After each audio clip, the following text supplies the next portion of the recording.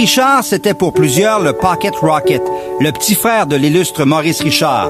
Toutefois, Henri a atteint le plateau des 1000 points en carrière, ce que Maurice n'a jamais réalisé. D'ailleurs, Henri Richard est le 3e meilleur pointeur de l'histoire du Canadien, derrière Guy Lafleur et Jean Béliveau, et surtout devant son frère Maurice. C'est en 1955 que Henri Richard, 19 ans, a amorcé sa carrière avec le Canadien après une recommandation de son frère Maurice qui en avait 34. À 5 pieds et 7 pouces, 160 livres, le petit Richard n'était pas imposant, mais ne reculait devant rien, laissant tomber les gants à plusieurs reprises contre des joueurs qui avaient souvent 40 livres de plus. D'ailleurs, il a remporté en 1974 le trophée Bill Masterton pour sa persévérance, son seul trophée et honneur individuel en carrière. Henri Richard a joué 20 saisons dans l'uniforme du Canadien, seul Jean Béliveau en a fait autant.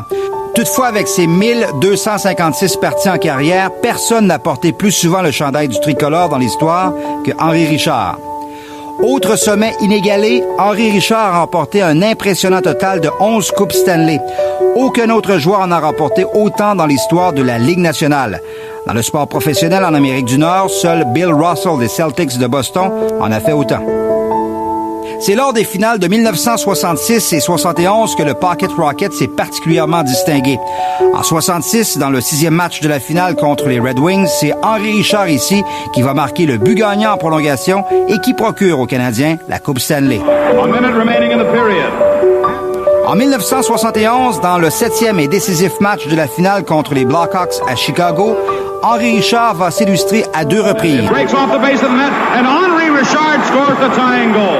Tout d'abord, il va marquer le but qui crée l'égalité à 2-2. Et en 3e période, Henri Richard déjouera à nouveau Tony Esposito pour le but de la victoire ultime. Left wing to Henri Richard. Henri Richard is in.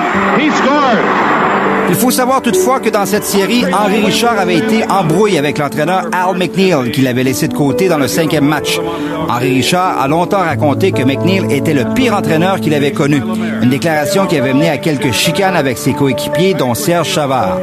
La saison suivante, McNeil est remplacé par Scotty Bowman, qui nomme Henri Richard comme capitaine de l'équipe et qui succède à Jean Béliveau. Au début de la saison 1975, Henri Richard est laissé de côté pour le match inaugural et décide de prendre sa retraite. Son numéro 16 sera retiré en décembre de la même année. Henri Richard sera admis au Temple de la Renommée en 1979 et rejoindra son frère Maurice.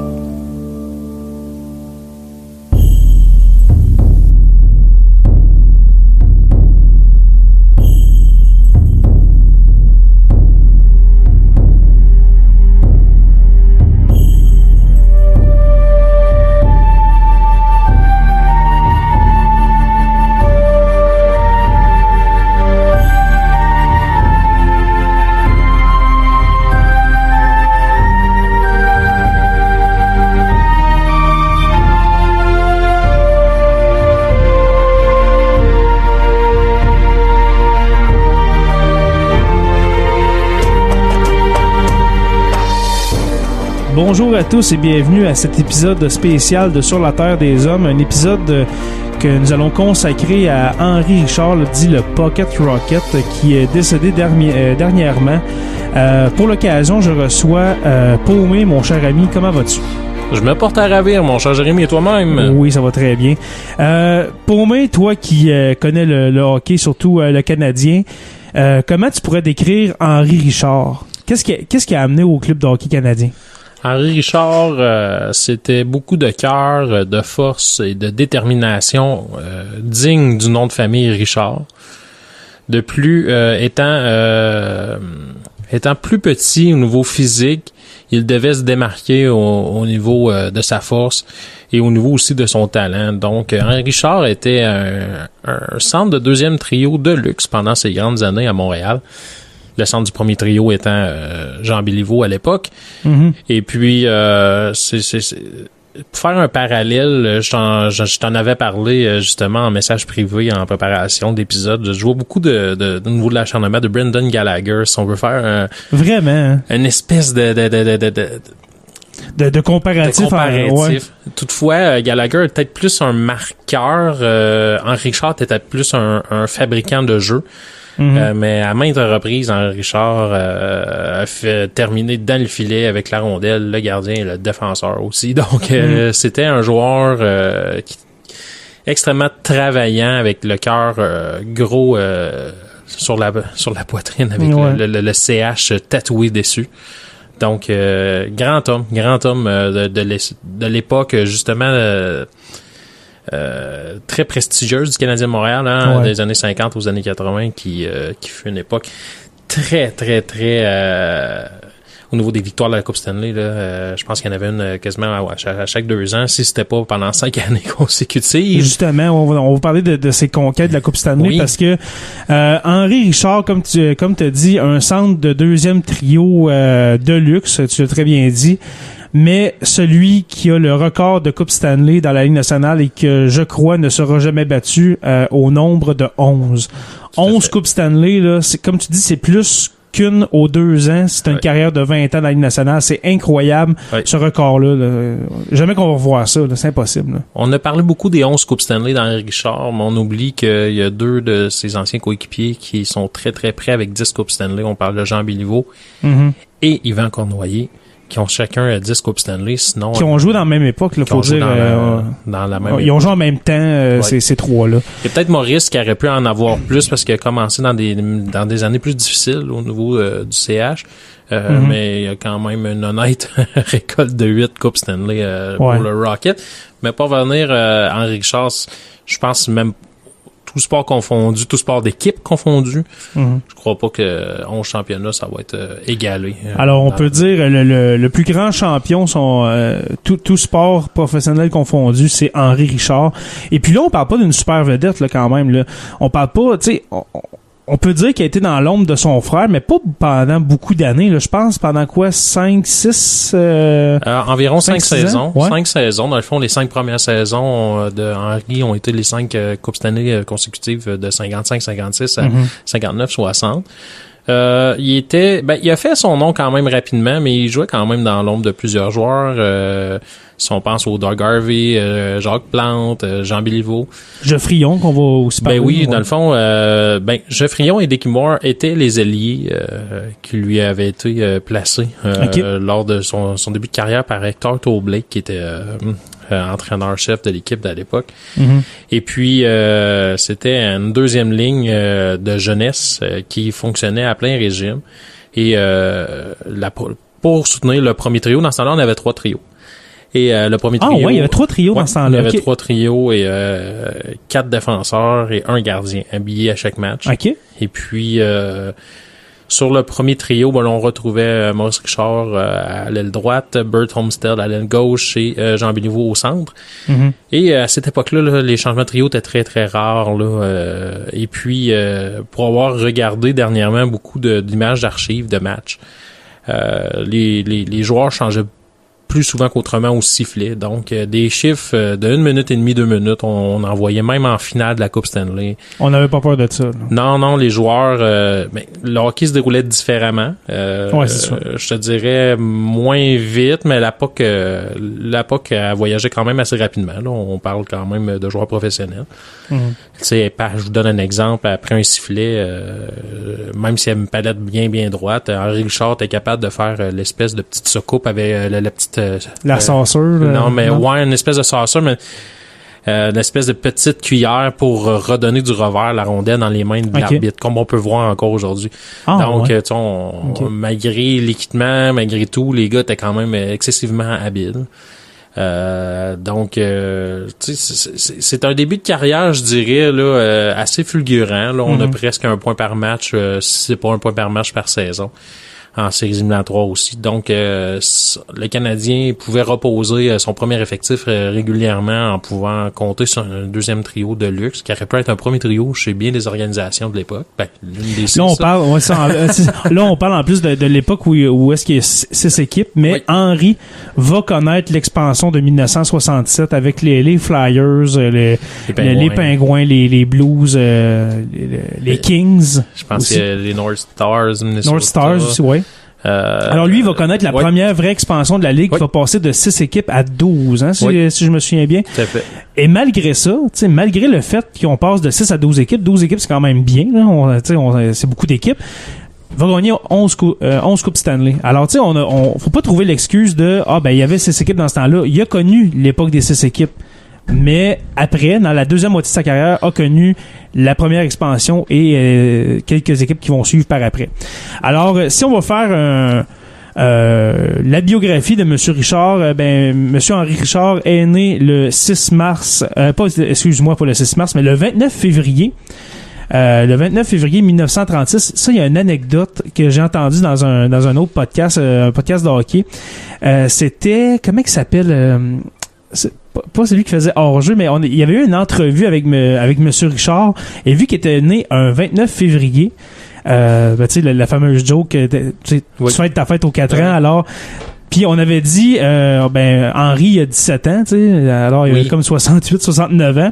Et puis on lui avait demandé de se déguiser en adolescent puis de parler en adolescent. Puis tu sais, Monsieur Richard, là, c'était le genre de monsieur que il était pas sans rire, hein, tu sais, il avait de l'air dur, il avait de l'air, tu sais, sérieux, tout ça. Oui. Et puis de le voir en adolescent, j'ai pas réussi à le trouver sur YouTube, mais ça doit être tellement crampant de voir ça, un monsieur qui était avec ça. Ouais, moi ça me dit quoi? Ouais, ça me dit quelque chose. Ouais. Casquette sur le côté un peu et compagnie. Là. Ouais, c'est ça. Ouais, puis en même temps, tu sais, le Pocket Rocket puis le Rocket, quand ils ont terminé leur carrière, ça s'est ouvert des brasseries, ça, puis...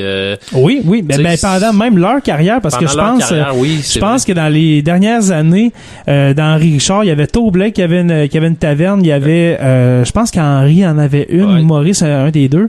Ouais. Il y avait plusieurs joueurs, puis ça faisait le tour des tavernes des joueurs, puis ça finissait souvent chez un de ceux-là pour boire une bière, fumer un cigare pour célébrer la Coupe Stanley. Tout à fait. Alors, c'est ça, M. Richard est né le 29 février 1936 à Montréal et puis est décédé le 6 mars, alors à l'âge de 84 ans en 2020. Qu'est-ce qui est vraiment dommage, moi je trouve, pour M. Richard, c'est qu'on n'a pas pu profiter de son expérience, profiter de ses histoires, parce que là, monsieur, ça fait des années qu'il était prêt avec la maladie d'Alzheimer, se souvenait même plus de sa famille, des membres de sa famille, et puis se souvenait même plus qu'il avait été joueur de hockey, et puis qu'il était le plus grand champion, tout sport confondu. Ce qui est vraiment, moi j'en parle puis j'ai des frissons, parce que ça doit être tellement triste. Tu te dis, mon grand-père ou mon père, c'est le plus grand champion qui existe, et puis il s'en souvient même pas. Mm-hmm. Tu sais, une maladie maudite là, qui vient toute gâcher ça, justement. Et puis, M. Richard a commencé, je pense que c'est la saison 55-56. Oui. Et puis, a joué dans toute sa carrière. C'est celui qui a joué le plus de matchs dans l'uniforme du Canadien, avec 1258. Et puis, a amassé 1046 points. Alors, 358 buts. On s'entend, c'est loin des buts de son frère Maurice, là.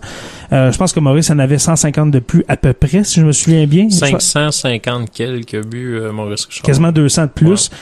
Mais 688 à 6. Alors, il y a plus de points que Maurice, là. Il y en a comme quasiment une centaine de plus, là. Ouais.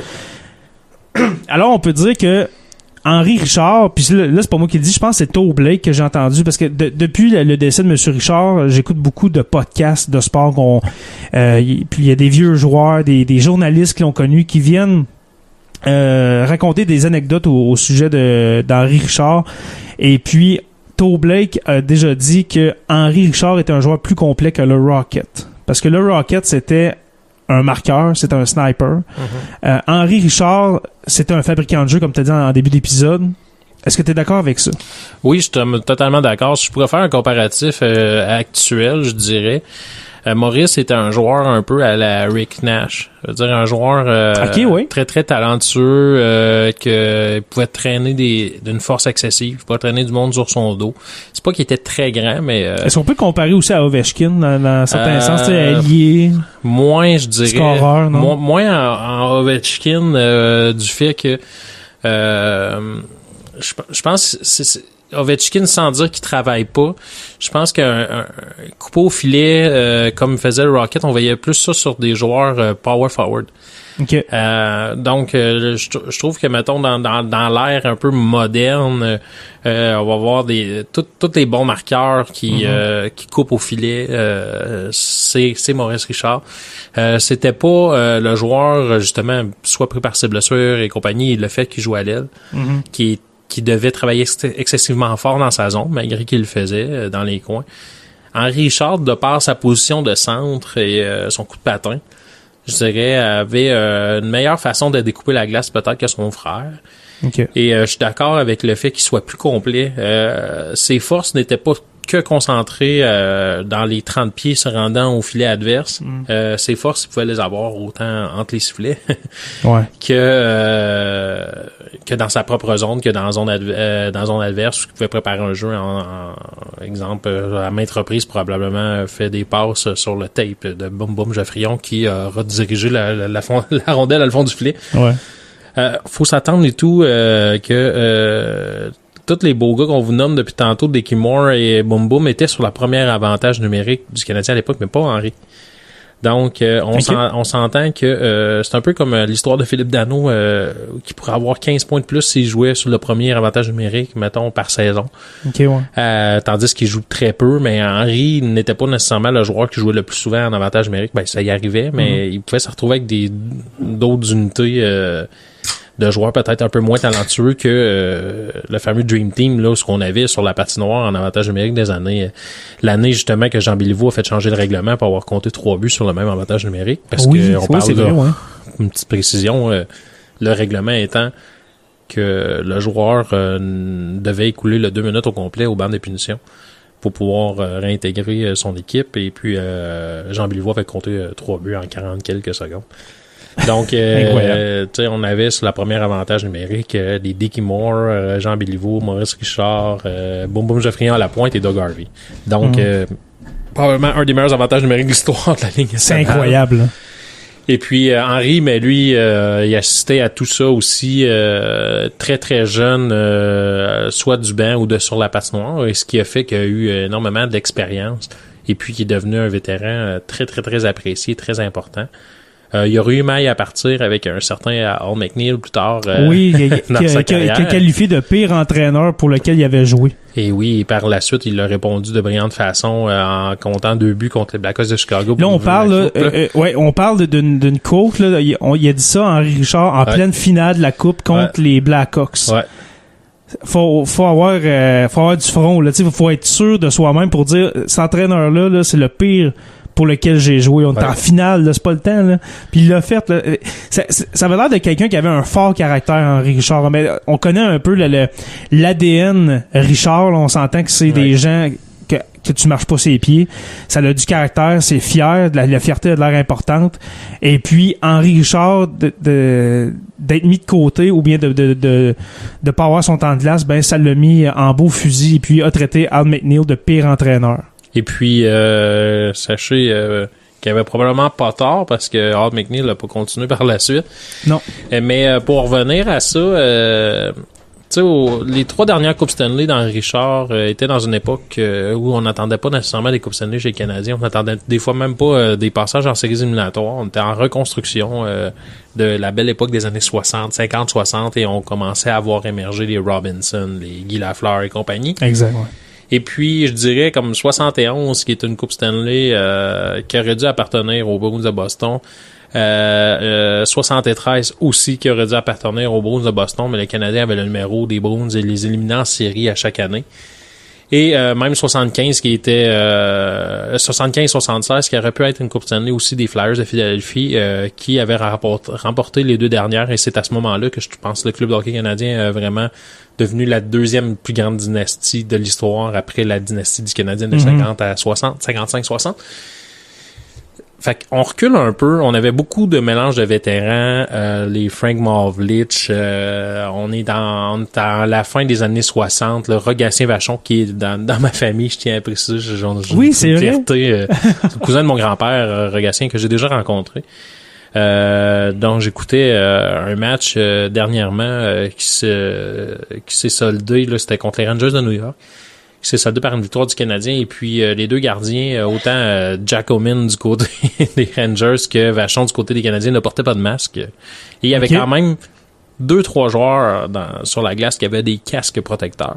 Okay. Donc, des gardiens de goal, pas de masque, c'est assez impressionnant. Et puis, le hockey de cette époque-là, des fois, ça arrivait que je sautais par-dessus le filet là, d'un lancer très puissant. Et ça m'a donné une chance de voir un Pocket Rocket, je dirais, début trentaine, avoir un rôle intéressant. Et puis, je suis tombé sur une vidéo de Jay.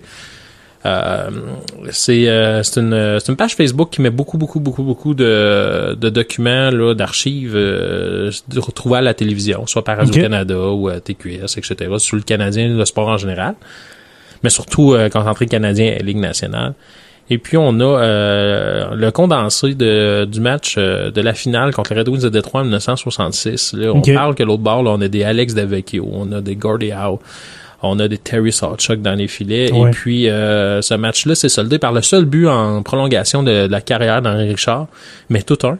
Le but vainqueur de la Coupe Stanley de 1966, qui a justement là, terminé quasiment les patins dans la bande, la face dans le poteau, là, avoir compté un but en déculottant le gardien. Okay. Et puis... Qui était Terry Sawchuk qui était de retour après un bref passage, je me trompe pas, à Toronto, était de retour chez les Wings. Donc, c'est un but, je dirais, là, qui résume très bien qui était Henri Richard. Et puis... Est-ce qu'on peut le qualifier de clutch, tu sais, aujourd'hui on dit un clutch player ou... Pas autant. Cette fois-là, il l'a été, mais pas autant que, exemple, son frère, là, qu'il a tellement de buts en prolongation en série, de buts gagnants, je veux dire, en série. Non, ça, qu'il y a à peu près juste Joe Sakic que ça passait en avant. Mm-hmm. Et puis, Joe Sakic a joué pas mal plus de matchs en série que Maurice Richard pour les raisons qu'on connaît, hein. Plus d'équipes, plus de matchs par ronde, etc. Ouais. Mais Henri était... tu sais, pour un joueur dans l'ombre, il était un joueur de très, très grande qualité. Et puis, il pouvait se retrouver à jouer avec des gars comme... tu sais, des gars qu'on connaît quand même un peu là, de l'époque, là, Bobby Rousseau, Yvan Cournoyer. Je crois que Laperrière était là dans cette époque-là aussi. Il n'y a pas aussi Jean-Paul, comment il s'appelait? Pas Jean-Yves, Jean-Paul. Il y avait tu parles-tu de Jean Tremblay? Ouais, Jean-Guy Tremblay. C'est ça? Ouais, Jean-Guy Tremblay. Jean-Guy Tremblay? Non, ça c'est Jean-Guy Talbot. Jean-Guy Talbot. Ouais, Jean-Guy Talbot, ça c'est plus dans les années 50. Okay. Mais Tremblay, là, il y avait les comment il s'appelle ce joueur? Il y avait Gilles Tremblay de l'époque qui devenait analyste. Puis l'autre, c'est me semble c'est ça. C'est-tu Jean-Paul Tremblay? Faisons une petite recherche rapidement. Et puis c'est à retrouver vraiment avec des joueurs quand même de très très très grand talent. Là, on parle qu'à la fin des années 60, on avait déjà des Serge Savard qui joignaient à l'équipe. On avait déjà des Jacques Lemaire qui étaient là. Cournoyer qui était à son summum. Donc, Henri a quand même participé à plusieurs grandes conquêtes où il était un acteur, je dirais, de soutien, mais de luxe encore. Parce sa carrière et la carrière de Jean Béliveau... Le nom qu'on cherchait, c'est bien Jean-Guy Talbot. Jean-Guy Talbot. Et pour Monsieur Tremblay de l'époque, c'était un défenseur de talent, là. Je pense que c'est Jean-Paul Tremblay, mais je suis vraiment pas sûr. Donc, on avait, oui, il a joué dans l'ombre du grand Jean Béliveau, beaucoup. Mais c'est sûr, parce que là, le premier centre, quand c'est Jean Béliveau, tu peux pas espérer passer par-dessus, là. Puis de l'aveu de Jean Béliveau, probablement un coéquipier extraordinaire est Henri Richard. Et puis, je serais pas surpris de dire que toute l'équipe était en confiance quand le numéro 16 embarquait sa patinoire avec le couteau entre les dents. Ouais. Est-ce qu'on peut le comparer à la limite à un Guy Carbonneau? Pas premier centre, mais un centre fiable, qui a du cœur, qui a du caractère, qui est capable de mettre sa face devant un puck, c'est la dernière option pour l'arrêter. Parce qu'on s'entend qu'Henri Richard, c'était un joueur comme ça, là. C'était un joueur qui avait un talent, mais que c'était le cœur d'abord et avant tout qui menait son jeu, là. Ben, je trouve, oui, que sur un certain point, la comparaison est juste. Toutefois, je dirais qu'Henri Richard était beaucoup plus talentueux, je dirais, au niveau offensif que Carbonneau. Même si Carbonneau a connu des grosses années juniors là, avec énormément de points. Je pense que comme joueur dans l'organisation, Henri Richard produisait beaucoup plus que qu'est-ce que Carbonneau a pu produire par contre. OK. Allons vers... là, on a dit les statistiques, mais parlons de la taille, de la grosseur du bonhomme. Parce que quand même, là, on s'entend, on est dans une ligue nationale. Tu sais, même Maurice Richard, c'était pas un gros bonhomme. Là. C'était grand comme toi et moi. Là. C'était du 5 pieds 9, 5 pieds 10, peut-être 5 pieds 11, là, même pas. Là. Henri Richard mesurait 5 et 7 et pesait 160 livres. C'est petit, là. T'sais, on s'entend, c'est quasiment là, du Cole Caulfield d'aujourd'hui. Là. Oui. C'est petit, là. Oui. Alors, puis c'était un joueur qui avait pas peur d'aller se battre. Il y a même il y a une partie qui s'est battue 3 fois contre un joueur des Bruins de Boston. Ça a aucun sens. 5 et 7, là, c'est un petit homme, là, quand même. Là. Je me dis comme mon père, c'est un petit homme. Là. De qu'est-ce que mon père, justement, parlant de nos paternels, ce que mon père se souvient, c'est qu'il était extrêmement fort. Pouvait vraiment prendre le gars par le collet, puis l'accoter en baie vitrée, puis il bougeait plus, même s'il était plus gros.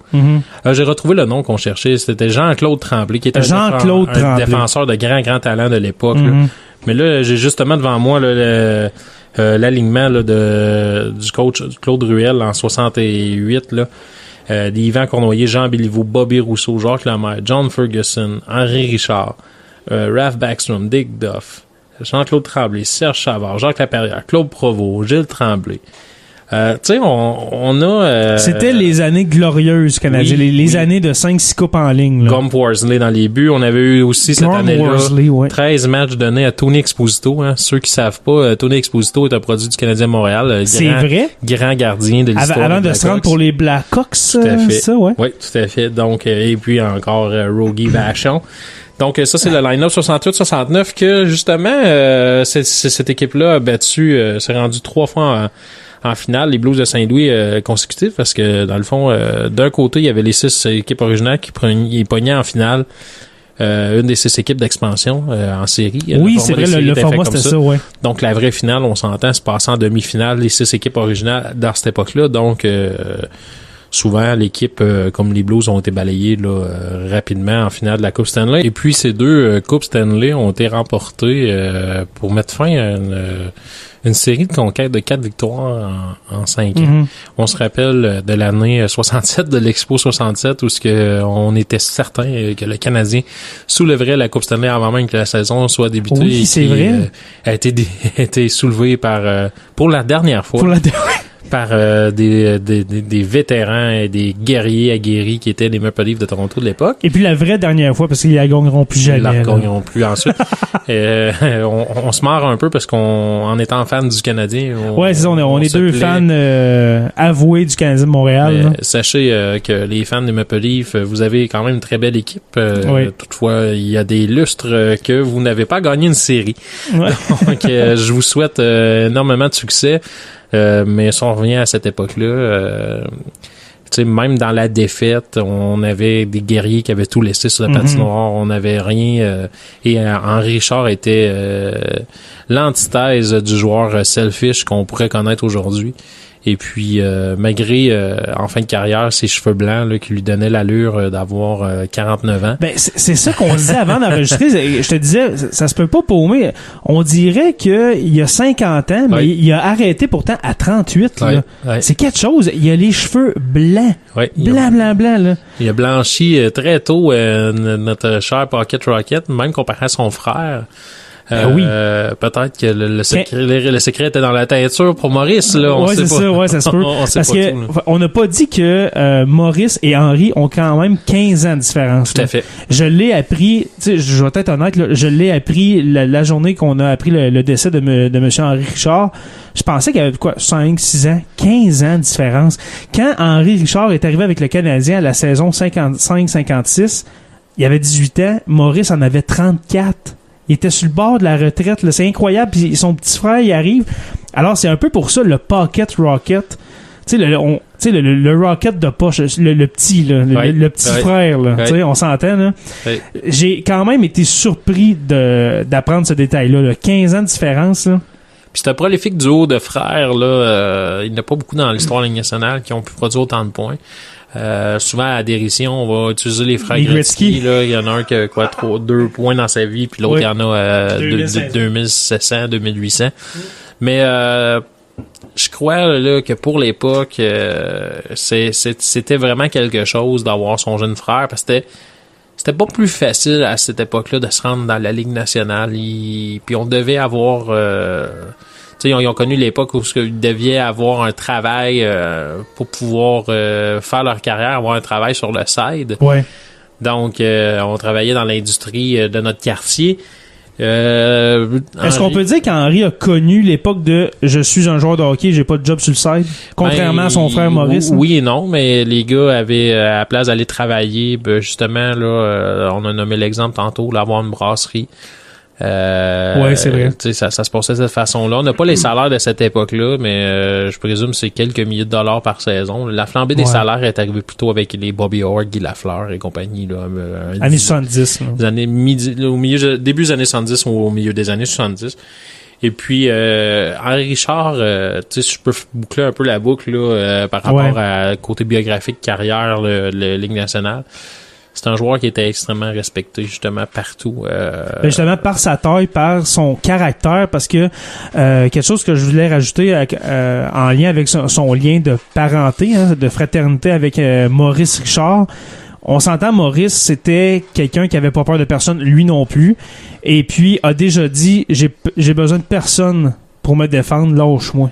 Ouais. Il avait déjà dit ça, je sais pas si c'était à Maurice ou à un autre joueur, mais il avait dit, j'ai pas besoin de personne pour me défendre, je suis capable de prendre soin de moi-même, lâche-moi.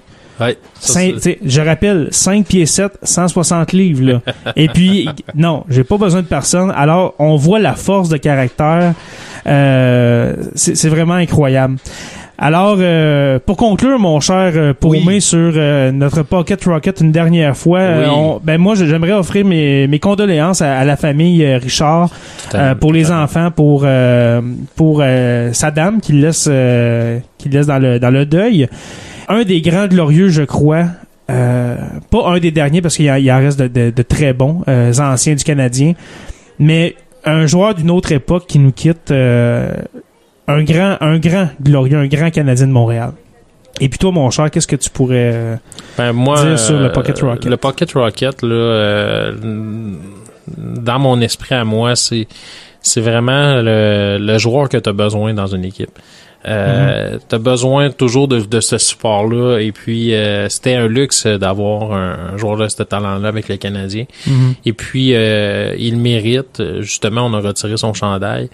Il mérite très bien le retrait de ce chandail-là, et puis il mérite aussi son entrée au Temple de la Renommée quand même très tôt, en 1979.